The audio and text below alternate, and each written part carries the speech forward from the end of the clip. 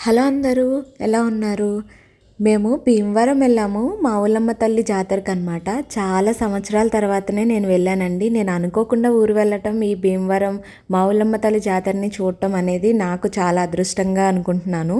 ఎందుకంటే చిన్నతనంలో చూసేదాన్ని ఎక్కువగా. మ్యారేజ్ అయిన తర్వాత చాలా తగ్గించేసాం అనమాట. ఒకటో రెండు సార్లు వెళ్ళుంటాను.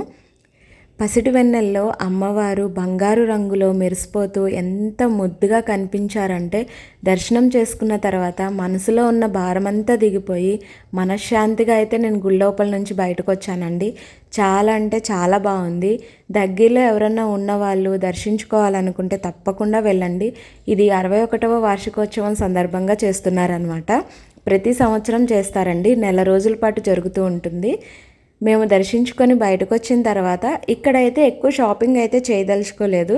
కాకపోతే పిల్లలు ఇది వేయించుకుంటానని చెప్పి పారాని అండి. మా చిన్నతనంలో వేయించుకునే వాళ్ళం ఎక్కువగా. ఇన్ని రోజుల తర్వాత మళ్ళీ నేను చూస్తానని అయితే అనుకోలేదు. అంటే ఎక్స్పెక్ట్ చేయలేదండి పిల్లలు వేయించుకుంటాను అని అంటారని. ఎందుకంటే మోడ్రన్లోకి మారిపోయారు కదా, ఇవి కూడా ఎవరు వేయించుకుంటారు అన్న ఆలోచన అయితే ఉండింది. కానీ ఓల్డ్ ఈజ్ గోల్డ్ అంటారు కదా, పాత పద్ధతులని ఇంకా ఎవరు వదులుకోలేదన్నమాట. చూడగానే అందరికీ మంచిగా అనిపించి మాతో వచ్చిన పిల్లలందరూ కూడా వేయించుకున్నారండి. దాంతోపాటు ఈ జీడ్లు అనేవి భలే తయారు చేస్తున్నారండి. ఎప్పుడో చిన్నతనంలో చూసేదాన్ని. మా ఇంట్లో కూడా చేస్తూ ఉండేవాళ్ళు. మా తాతయ్య ఎక్కువ శాతం ఇంట్లో మా కోసం తయారు చేసేవాళ్ళండి.